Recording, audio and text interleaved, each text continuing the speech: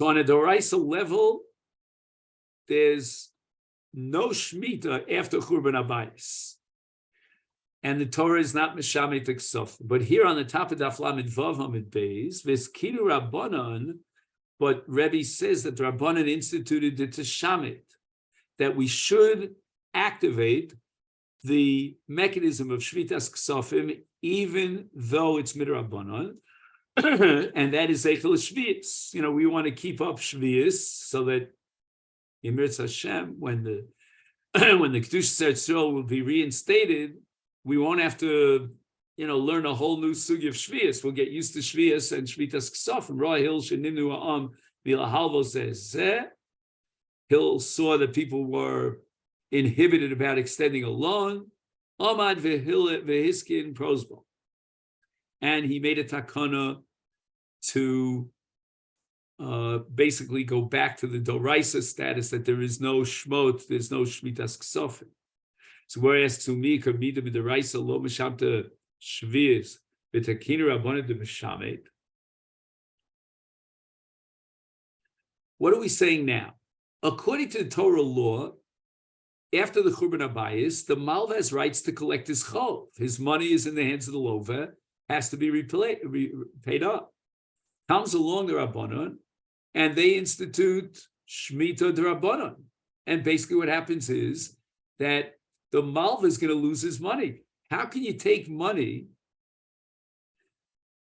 from the hands of the Lova and put it into the hands of the Malva? Just 1 second, let me just get the mathematics. Again, on a Doraisa level, there's no Shemitah. Oh, no, I'm sorry.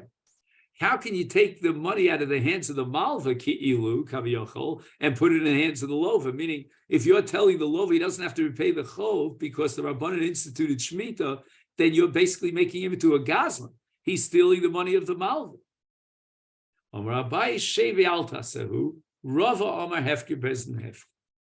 So we have here a fork in the road, Abai taking one direction and Rav another. They're both agreeing that the Rabbanon are not being oker a mitzvah in a Torah, just that Abai is saying, Shevi al tasehu, that yesh koch v'yad chachamim lakar dov min Torah b'shevi al taseh. Like, for example, we have the sugya of Gzeir D'Rabba, so we don't take the shofar on the Rosh Hashanah on Shabbos, and so forth and so on. And as we apply this here, the Rabbanan want to make sure that we remember Shemitah, so that they institute Shemitah mid Rabbanan even after the Churban. And now they're being Oker Dover min Torah, but b'shevi al taseh. They're not telling the Lova to steal money from the Malva. They're telling the Lova that because of Shemitah D'Rabbanan, he doesn't have to return the Chov. But Rava has a different approach.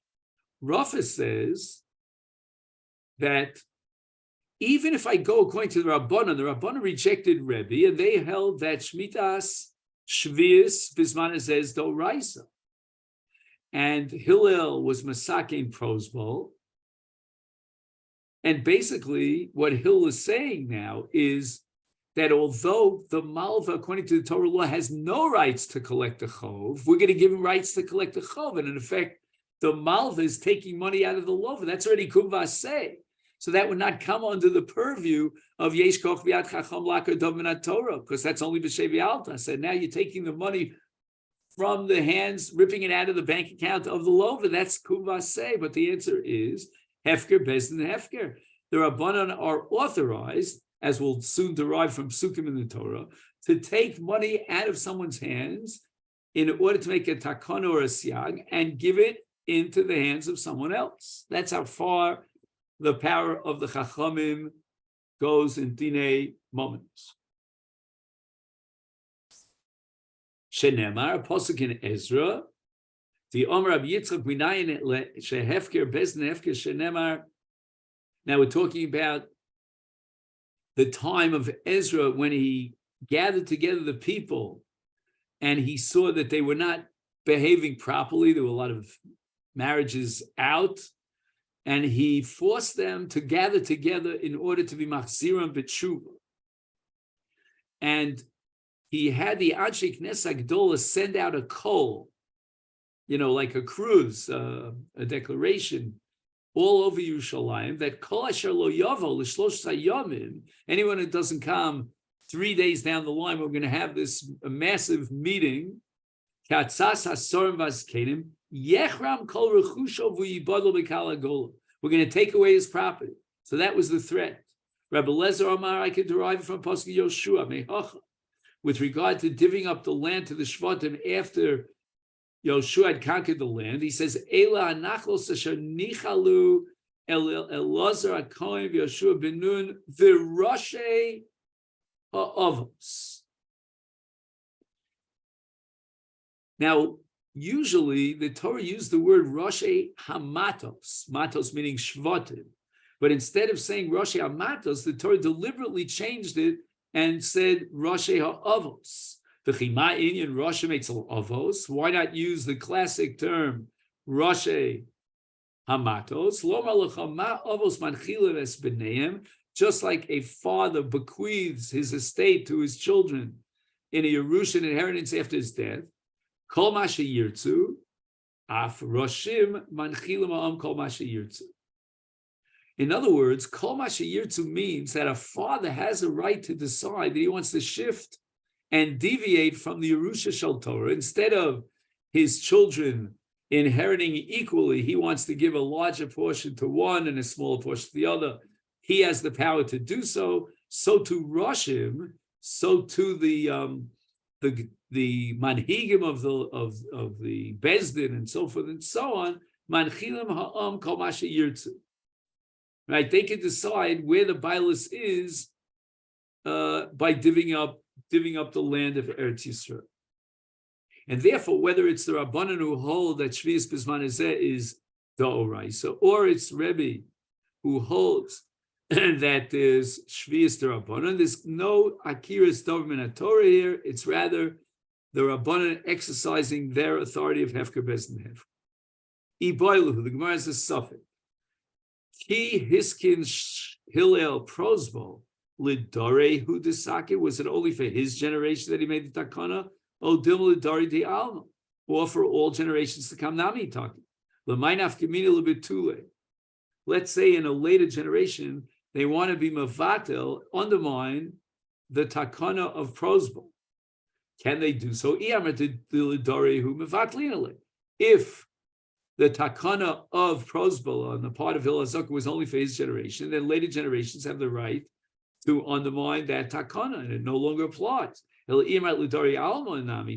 you're going to argue that he was Masakin Ludoros, then a later Bezdin cannot override the takana of an earlier Bezdin unless the later Bezdin is gadol mimena b'chachma v'minyan. Ha'ein Bezdin yachol levatel divrei Bezdin chaverim kein gadol mimena b'chachma v'minyan. And the assumption of the Gemara is that you'll never find during the Doros a Bezdin that's gadol b'chachma v'minyan from the Bezdin relative to the Bezdin of Hillel. My Tashma di Omer Shmuel lo kasvin and Prosbo. Ella beidina disura beidina dinardo. There are only two batei dinim that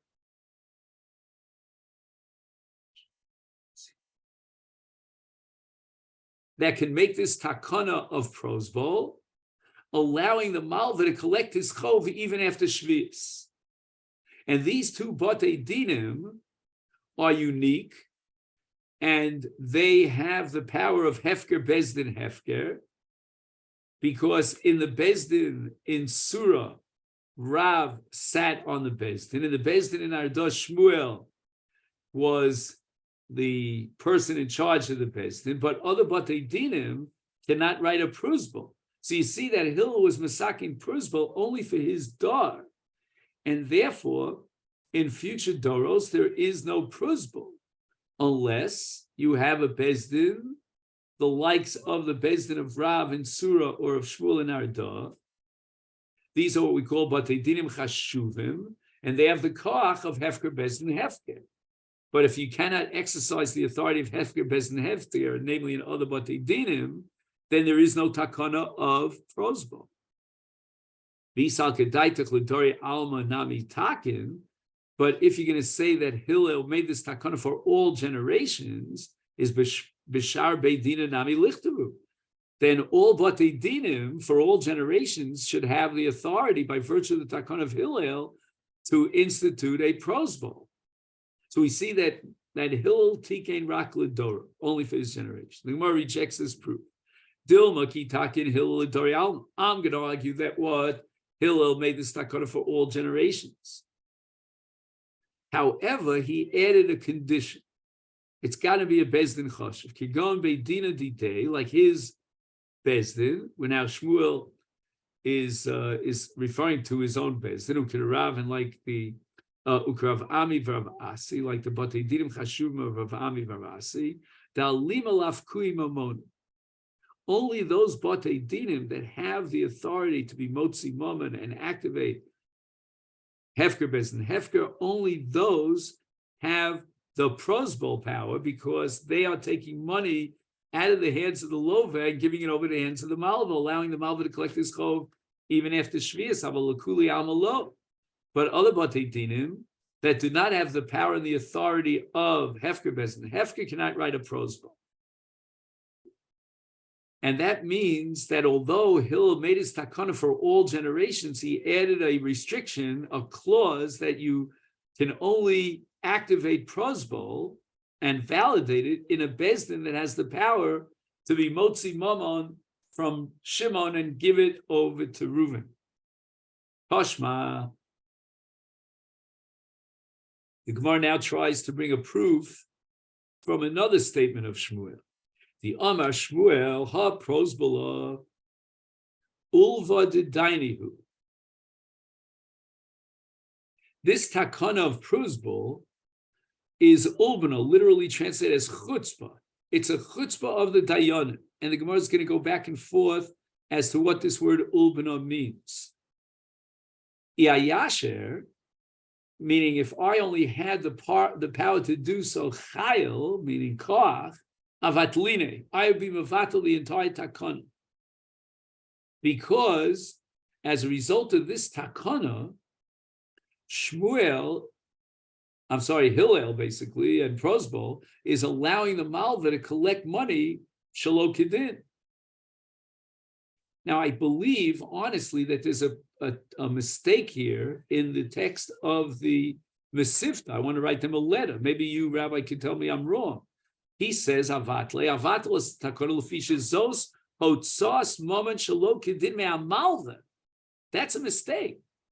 It should be hotzos moment shelo kedin me'alova, because as a result of the prosbol, the malva is going to be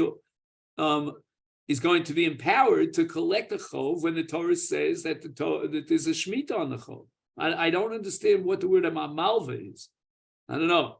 Maybe I'm wrong here, but I think there's simply a mistake in the print. Which it's obviously a mistake. The art scroll says shenotlim mamon mehalova b'kach. Excellent. We really have to write a letter to Masechet. I mean, I'm not the only Jew in the world who buys and uses Masechet, and this is a gross error. Anyway, avatle, I would be, if I had the authority to do so, I would be mavatel takana. But ain't bezdin yochel avatel, but I can't do so. Direi bezdin chaverim kein gadol emena b'chacham u'minyan. So Shmuel, on the one hand, is saying that he wants to be mavatel the takana of the bezdin of Hillel. That means I'll call it Hill Tiken Prusbol Doro. Since Hill made that takana for his door, then Shmuel is saying I would be mavatel. Oh, so it works like this. Shmuel's saying that he really would and could be mavatel. However,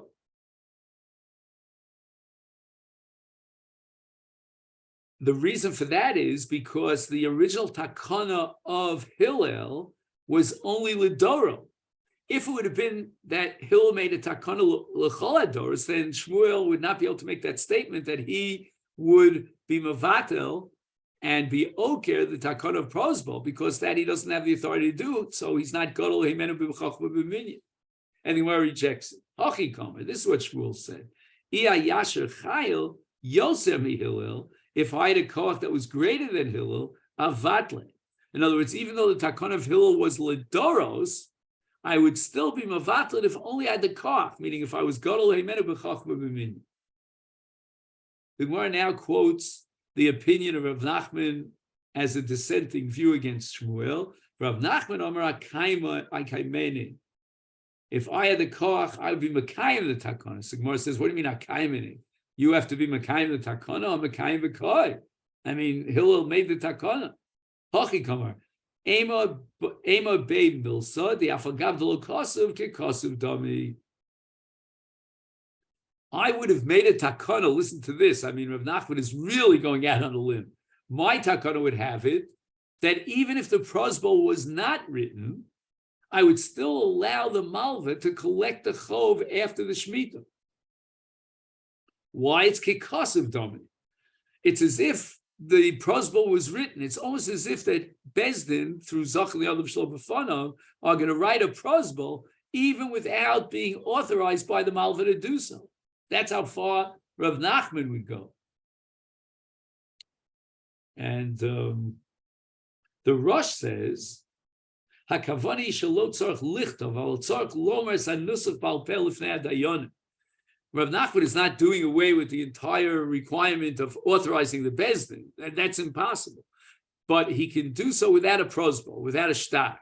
He just has to declare in front of the bezdin exactly what's written in the shtar prosbol. We learned the formula earlier. The Gemara is a suffix. Shmuel said that the prosbol is ulba de dayana. What is high ulba? There are two ways of interpreting the word ulbana. Number one, lishna de chutzpahu. It's a real bold and brazen act that the dayanim annoy b'chutzpah with boldness by instituting prosbol and allowing the malva to collect the chov after shemitah. Oh, lishna de chusahu. Just the opposite. That the word ulbana means lichusa. It's something very comfortable.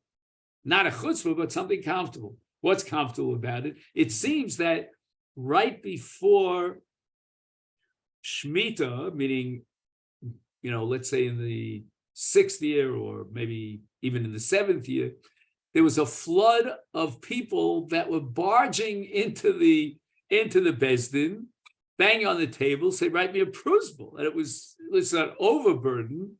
If you've ever been, chas v'shalom, to an emergency room in any hospital in the world, I mean, some are worse than others, and you have no protectia. When my brother-in-law was alive, he was in a certain hospital. It was actually it was kind of like a non-Jewish hospital, if you know what I mean. And we rushed into the emergency room. I was with him for like a day and a half, waiting for them to take it. It was crazy. So in any event, Bezdin, on Erev Shemitah, it was like the emergency room.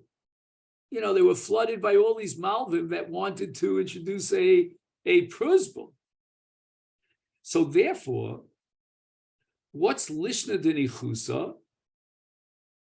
That the takon of prosbol would make it life easier for the dayanim, because it's not that all the malvim have to barge into Bezdin and each one is going to give him his shtar halfa, and Bezdin's going to have to put a stempel on it that we accepted it and all that. No. There's a standard form of a prosbol. Just come in and sign the prosbol. Tashma Amar Ula Aluva Kalosh Azitza B'Kerev Chupasa.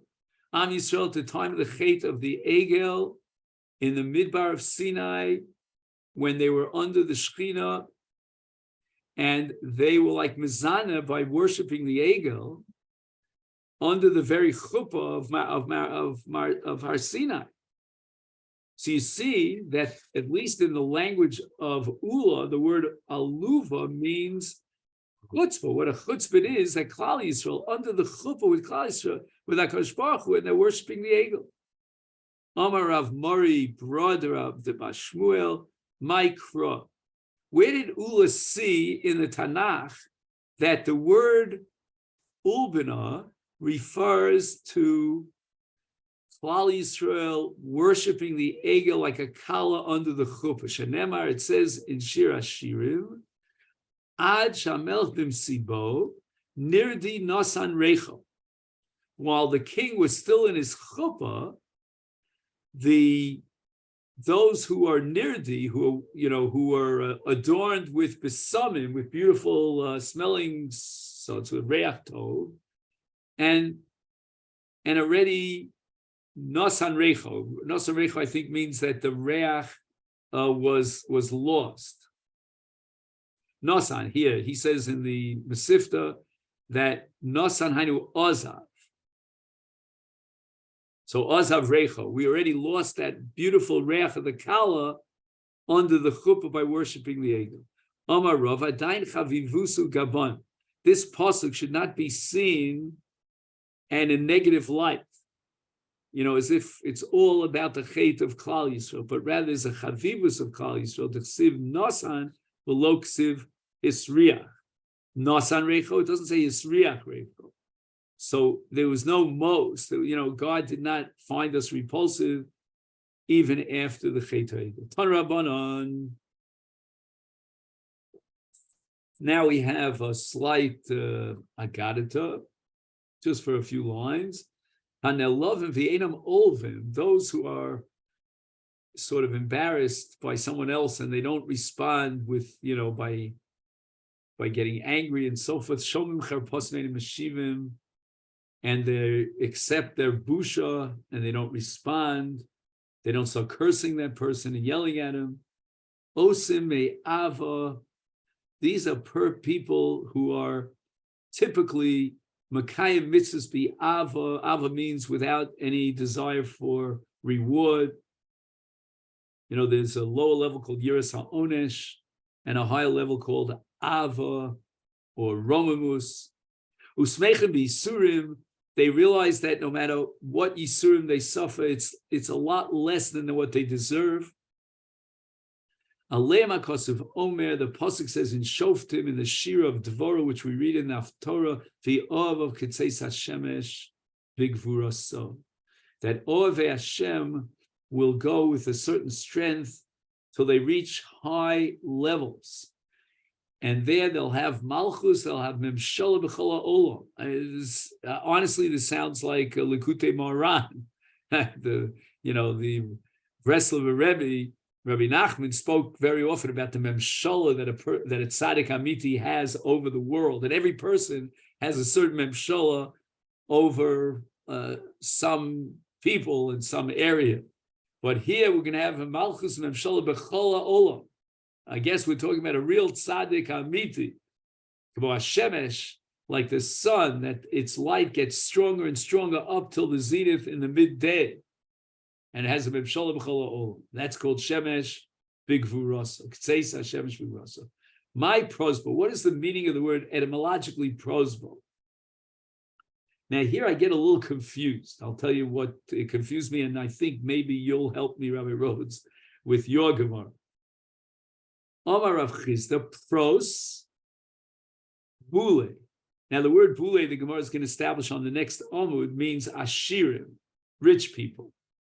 Pros means make a takana on behalf of the ashirim, which means that the Malva won't lose his money because as a result of the pros bowl, he's going to be able to collect his chol. Ubuti, but it's all a takana for the aniyim as well. The word buti means the aniyim, the poor people, because now the Malva will not be inhibited to extend a loan. But where does buti fit in here?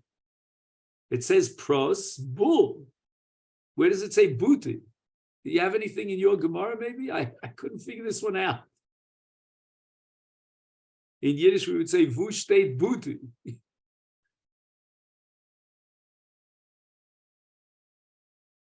Pros, bull, ubuti. Where's ubuti? I don't know. I guess maybe it means that you have to add the word ubuti to prosbol. I don't know. And here we turn to Daf Lamed Zayin. Buli elu ashirim dechsiva poskim vayikra, with regard to close, it says v'shavarti es gaon uschem. And now we look for the Targum. Vitani Rav Yosef, right? He was in charge of Targum. Elu bulos shebi Yehuda. These were the wealthy people in Yehuda. Kadosh Baruch Hu says he's going to, unfortunately, bring Shemer. V'shavarti es gaon uzechem. and all their, their monies and their wealth, which they're misguided, they're very proud of, that's all going to be broken down. So you see that Rav Yosef calls it bulos. Bulos are the rich people. So buli is reference to the rich people. Buti, which again, I didn't find the word buti here yet, but elu haniyim t'chsiv ha'avet ha'avitenu. So in Dvarim Perek Tasvav, in the Parshat Tzedakah, it says that if the ani does not want a free gratis gift, give him a loan. And the word prosbol means a takana for the ashirim and for the anim. Everybody's happy. Everybody walks out with happiness. Why? For the ashirim, that they can collect their chov, and for the anim, what we call shlotin al delos b'fnei halavim, lovim, that the malvim will not be inhibited and they will extend loans. Amalei Ravel Loazah. Loazah is a person who doesn't know how to speak Lashon Kodesh. He speaks Laz. My prosbol. He asked this Loazi, what does the word prosbol mean? Amalei Pursa de Milsa. So the person responded to Rava, knowing the language, right? He knew the local vernacular, that pros means pursa de bilsa, the takana of the thing. So this leads us to Omar Rav Yehuda Shmuel, which in Mirza Hashem, that will be, what time is that? That will be at 9:45.